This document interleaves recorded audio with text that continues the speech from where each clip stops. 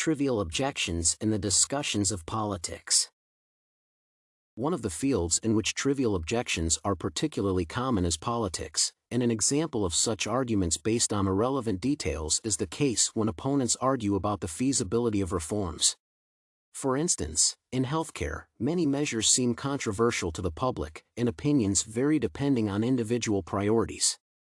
This type of logical fallacy in arguments can be defined by the emphasis on the data not linked to the main subject, and the situation in which politicians cannot agree on initiatives confirms this idea.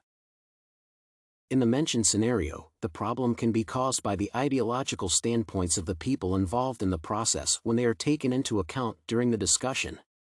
One of them might claim the necessity of changes by relying on appropriate evidence, according to which some population groups are not covered by insurance, other things being equal. Meanwhile, the person with the opposite stance might reply to this statement by accusing the former speaker of liberalism. Even though this activist might be of liberal views, this fact does not contribute to the task of finding the truth and determining the future political course in the matter. In other words, an argument of this kind cannot be effective since the information not related to the problem is referred to by one of the participants.